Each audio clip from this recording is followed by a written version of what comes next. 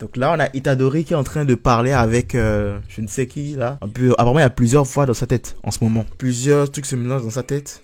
Puis là, en même temps, t'as aussi le bruit derrière, là, le bruit de fond derrière, qui est dérangeant au niveau des oreilles. Genre, je pense que c'est pour montrer, en fait, que voilà, quoi, il est en train vraiment de struggle. Là, ça s'arrête. On est en Malaisie, là, c'est ça? Oh, Nanami qui est en train de marcher sur la plage. Ça sent mauvais, je voulais dire, ça sent mauvais. Genre, faut pas être un devin, faut pas être un charlatan pour comprendre que ce qu'on est en train de voir là, c'est pas bon du tout. Le mec, il est en train de vivre sa vie de rêve là, se promener sur la plage et tout, tranquille. Qu'est-ce qu'il fait là, lui? Il est seulement mon chien. Mais moi, je me demande comment je dois faire pour juste le brûler en une partie et l'autre partie et ne pas brûler. Oh, la tension de la scène, les amis, c'est incroyable. Oh!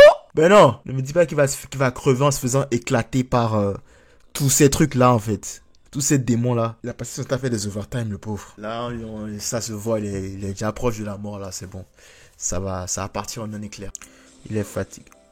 Mais la scène est belle, hein. Genre un last man standing, là. Genre seul contre tous. Avec le resté derrière et la musique. Il va les éclater un par un. C'est beau, hein. Et le parallèle avec la Malaisie et tout. Là, il se relève, Elle est belle la scène, elle est belle, en face, elle est belle. Genre le dernier morceau, le dernier concerto de sa vie. La dernière représentation. Oh non, ça me fait mal de le voir comme ça. Ça me fait de la peine de le voir comme ça, honnêtement. Genre clairement, il va mourir. Il n'y a aucun moyen qu'il survive là. Il n'y a aucun moyen qu'il survive. On dirait qu'il est en paix finalement. Mine de rien. Je sais pas pourquoi, mais on dirait qu'il est en paix finalement. Je sais pas trop ce qu'on essaie de nous faire comprendre. Mais on dirait qu'il est en paix là, finalement. J'essaie de trouver le rapport entre les deux scènes en fait. C'est beau, oui, mais c'est quoi le rapport en fait? Ça veut dire genre qu'il a tout accompli, que maintenant il peut reposer en paix. Il tiendra pas, il ne tiendra pas. Quel homme, quel homme. Je me rappelle la scène où il tabassait Maito à deux avec Itadori. C'était vraiment drôle en plus. Son pote qui est mort là, confie-lui la suite. Libère-toi du fardeau.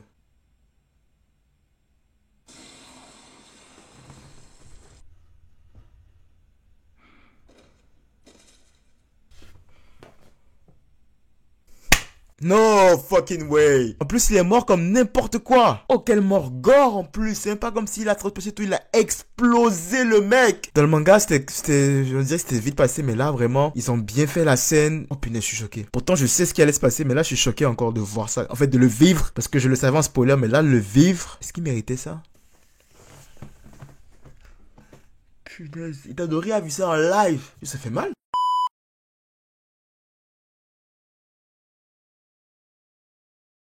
Bon, encore une erreur qui arriverait à un débutant comme moi. Je sais pas trop ce qui s'est passé, je suis vraiment désolé. Ma caméra s'est juste arrêtée en plein live alors qu'elle n'était pas déchargée. Je ne sais même pas à quel point est-ce que la réacteur a été record. Bon, je verrai après, j'essaie de limiter les dégâts. Bon, l'épisode en lui-même, on va en parler quand même. Parce que, ouais, on est passé de là à là, limite. Tu vois un peu, pour un ami hein, qui nous a fait une belle démonstration de Last Man Standing. En mode, il a tout donné, tout ce qui lui restait. Il a brûlé sa dernière flamme de vie. Puis là, finalement, à un moment donné, il y avait ce petit parallèle là entre lui en vacances puis lui en train de faire de l'overtime.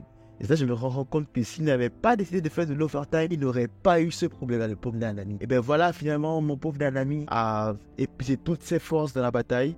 Et franchement, c'est une était belle. Hein. On va pas se mentir, en mode, un côté, je tue des monstres, l'autre, je suis en vacances. J'essaie de comprendre un peu ce qu'on voulait nous faire comprendre par rapport à cette scène-là, mais j'ai l'impression que c'est un peu comme si le personnage, en fait, était en train de se libérer d'un fardeau. Ma compréhension à moi, c'est qu'en fait, Nanami, en fait, se libérait du fardeau de devoir tout porter sur ses épaules, de ne jamais, genre, rien laisser aux autres et tout. Et c'était quand même assez bien comme représentation, si c'était vraiment ça. Il va enfin pouvoir se reposer, il va enfin avoir le repos. Donc, c'est ce que je comprenais par en même temps, il brûle sa dernière essence de vie. En même temps, il est en vacances et tout. Tu vois, c'était bien. Et là, il voit son pote Aibara et puis il s'est fait pitié par Maito. À un moment donné, je me disais, pourquoi il ne s'est pas de bouger ou quoi que ce soit. Mais c'était évident que s'il faisait le moins, il ne faut pas Maito le buter. Maito l'avait en fait. Maito l'avait et puis c'était déjà clair qu'il allait mourir, tu vois.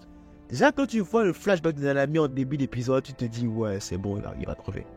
Il va crever. Là, t'as Ibara qui le voit en flashback et tout en mode non, je peux pas lui confier ça, c'est trop compliqué. Donc on sent en fait que Nanami avait ce complexe là en fait de vouloir tout gérer lui-même et qu'il ne voulait pas non plus impliquer genre des jeunes dans tous ces délires là et tout. Donc tu vois, il voulait pouvoir les protéger lui seul, il voulait pouvoir assurer leur protection à lui tout seul. Et il avait de la difficulté à confier ça à Itadori. Donc une fois qu'il a finalement pu se libérer de son fardeau, une fois qu'il a enfin pu se décider à faire confiance à la jeunesse, une fois qu'il a vraiment décidé, voilà, c'est bon, je peux maintenant faire confiance à ces jeunes-là, Et ben voilà, Maito il explose. Et c'est même pas comme dans le manga. Hein. Genre, c'est même plus dégueulasse que dans le manga.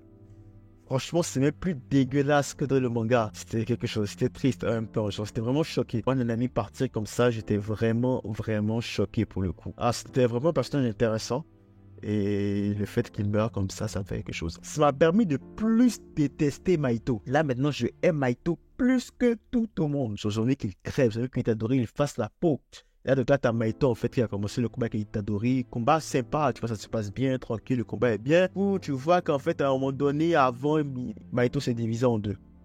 Et donc, il y a une partie qui affronte Itadori et l'autre en train d'affronter Noba. Et le pire de tout ça, c'est qu'à un moment donné, il a dit qu'il avait une carte maîtresse. Donc, si je comprends bien, le combat contre Nobara qu'on est en train de nous montrer est un flashback. Alors, ça veut dire que Maito a disposé de Nobara. Est-ce qu'il a tué Nobara? Parce qu'apparemment, sa carte maîtresse, je pensais qu'il allait faire revenir Nanami d'une quelconque façon. Mais non. Sa carte maîtresse serait le corps de Nobara qui va genre détruire l'âme de Itadori. Parce qu'il a dit clairement, il va détruire l'âme d'Itadori. Mais ce gars, il est plus détestable. Et je me dis, il n'a qu'à faire attention à ce qu'il souhaite. Hein. Parce que s'il décide de sortir le corps de Nobara ici maintenant, il y a deux cas possibles. Soit comme il le souhaite, il va vraiment détruire psychologiquement Itadori. Soit en fait, Itadori va lui broyer. Et ce que moi je veux que Itadori le tue. Mais que Itadori ne le tue pas simplement en fait. Je veux que Itadori l'explose. Je le fasse agoniser, le fasse souffrir. C'est ce que je veux moi en ce moment. Maito n'a pas le droit d'avoir une mort tous. Non. Maito doit souffrir. Maito, je sais pas. Maito ne doit pas mourir simplement. Il doit mourir d'une façon gore. Mais vraiment gore de chez gore. Non, ce gars-là, ce gars doit souffrir. Après tout ce qu'il a fait, il doit souffrir, franchement. En tout cas, très bon épisode. Niveau animation, c'était quand même sympa. J'ai bien aimé la scène au niveau du mur, là, quand Itadori se mettait avec Maito, que les deux étaient au niveau du mur, là. C'est vraiment sympa. Puis pour le coup, j'ai l'impression qu'on se va encore vers une autre scène qui va nous briser le cœur avec Nobara. Parce que si Maito dit qu'il a un atout dans sa manche et qu'à la base, il prévoit de tuer Nobara, c'est que, ouais, ça sonne pas bien pour Nobara. En tout cas, prochain épisode, on verra. En tout cas, encore un épisode 10 sur 10. Et pour le coup, un ami va nous manquer. C'est triste, ça dit, il va nous manquer. Mais au moins, il est en Malaisie maintenant. Donc, voilà quoi. C'est quand même triste. Et je pense qu'on n'est pas à l'abri encore d'événements tristes. Parce que ce qui se passe dans l'épisode prochain, j'ai l'impression, ça va être compliqué. Ça va être très, très, très, très, très compliqué.